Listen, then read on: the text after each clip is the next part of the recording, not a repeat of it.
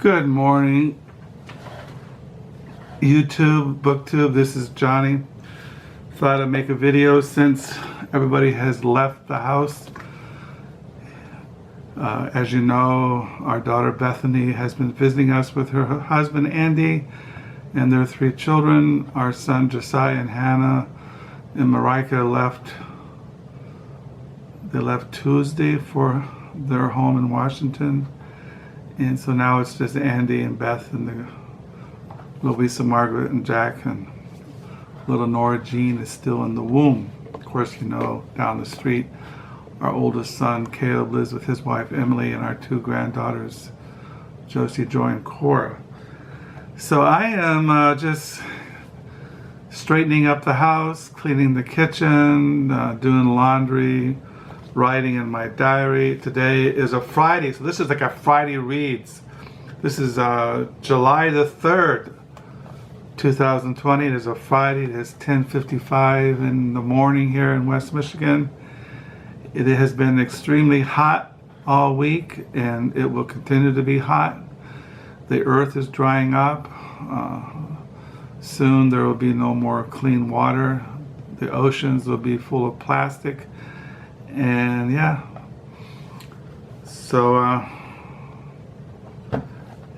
writing in my diary. I'm on page 632 for the year 2020.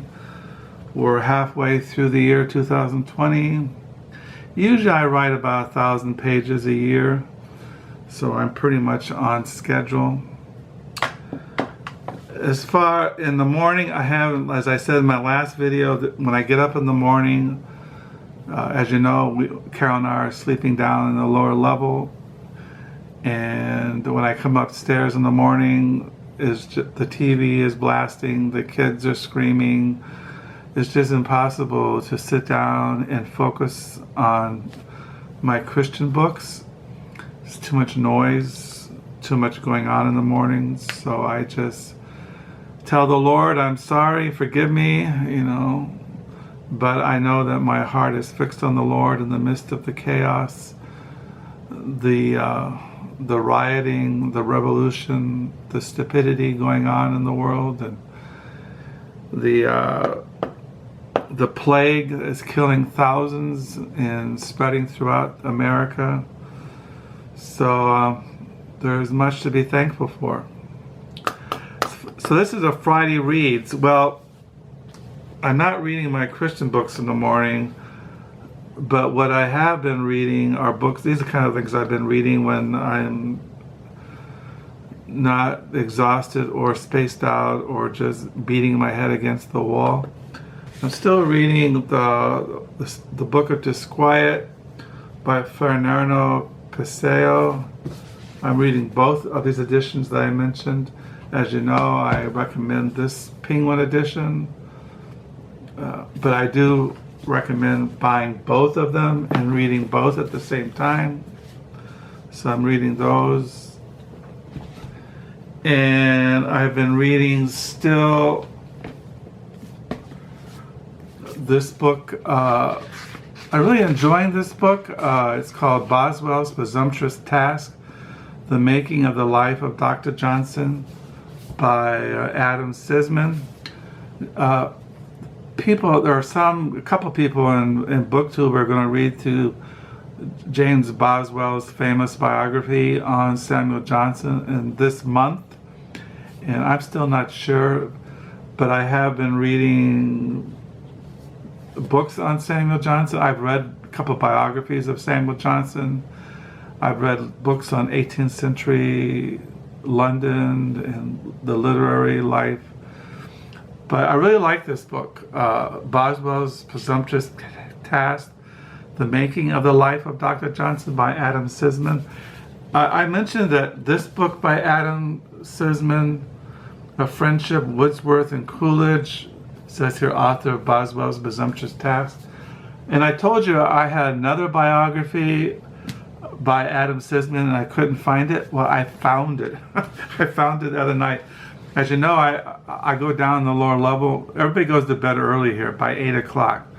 So Carol goes to bed, everybody goes to bed, but I go down the lower level and I sit there at my table with a desk and I read. And the other night I was thinking, I gotta find that other biography by Adam Sisman, and I found it. And it's this thing. This is the other biography. It's called An Honorable Englishman, The Life of Hugh Trevor-Roper by Adam Sisman. This is it. And as you might not know, but Hugh Trevor-Roper wrote a very famous book called The Last Days of Hitler by H.R. Trevor-Roper, the definitive account of the disintegration and death of the Thousand-Year-Reich. So he wrote this. But this is a biography. As you know, I collect biographies, and it looks really fascinating, this biography, and I might get into it sometime in the future. So I found that. So now, and I told you I ordered Adam Sisman's biography on Jonathan Swift, which is supposed to come in the mail. So I've been really enjoying this, Boswell, Presumptuous Task. Been reading this. And also been reading still The Club, Johnson, Boswell, and the Friends Who Shaped an Age by Leo Damrosch. I'm really enjoying this. This is really great. And I've been reading this. And as you know, I got a couple weeks ago at Salvation Army this book, Saul Bellow, There's Simply Too Much to Think About, collected nonfiction, edited by Benjamin Taylor. So I've been reading out of this. And then I ordered used, and I got in the mail last week, Saul Bellow Letters, edited by Benjamin Taylor. So I've been reading this. So when I was reading these books on Saul Bellow, a couple of years ago, I don't know, several years ago, I bought a biography on Saul Bellow by James Atlas, and I've been looking through it. And I really enjoyed this. I'm kind of rereading parts of it the last couple of days as I'm reading through his letters and his nonfiction. So, but also saw James Atlas, he wrote another biography on Delmore Schwartz, The Life of an American Poet by James Atlas. This was his first biography. James Atlas, he wrote it in his 20s. And that got me thinking about a book that I bought last year by James Atlas. It's kind of like his, this is it. I've been reading this the last 2 days.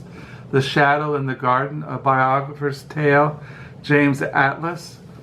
And I've been reading the part where he goes into how he wrote this biography, so which I find very fascinating. I also have by Delmore Schwartz, and Dreams Begin, Responsibilities and Other Stories by Delmore Schwartz.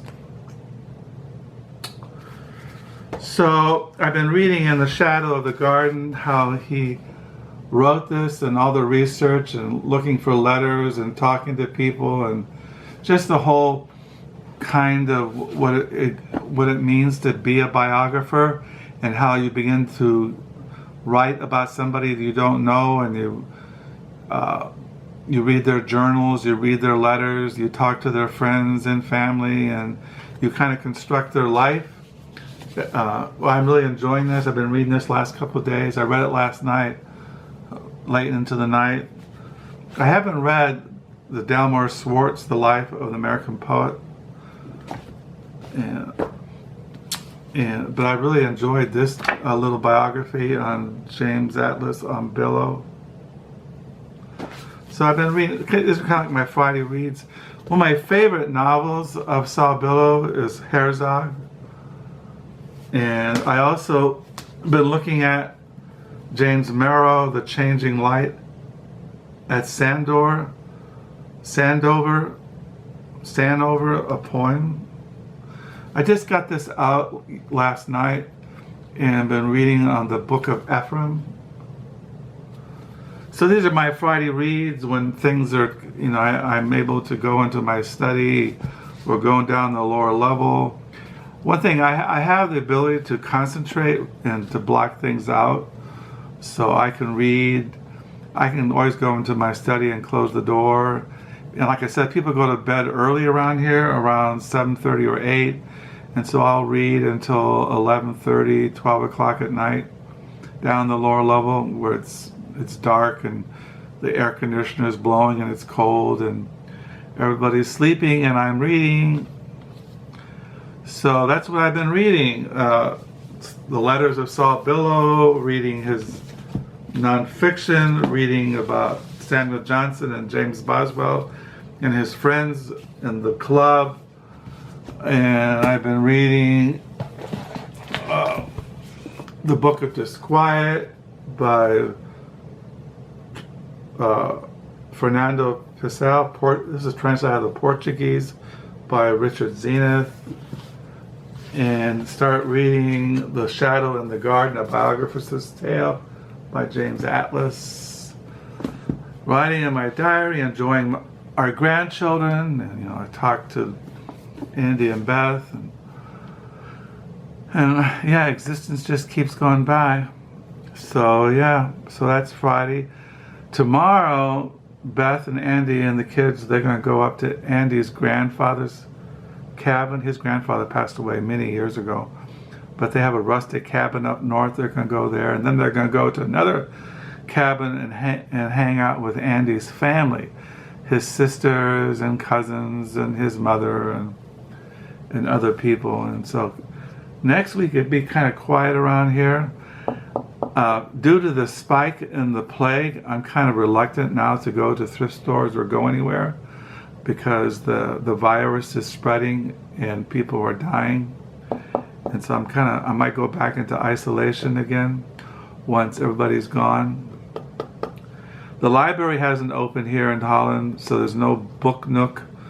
I don't think the library ever is going to open again, and I don't think there's going to be another library used bookstore. So that's kind of sad because I got a lot of books out of the book nook over the last, 15 years I was volunteering there. So I hope you're all safe, that you have not been attacked by anarchists or crazy people, that your stores have not been burned down and you've not been screamed at by crazy people, that you haven't gotten the virus and the plague, and that you're all doing fine. I know this video goes throughout the world, all over the world, and I hope all over the world that you're all safe and sound and that you're all doing well. Thank you for the comments. Thank you for the subscribers, and I'll sign off. And until next time, bye.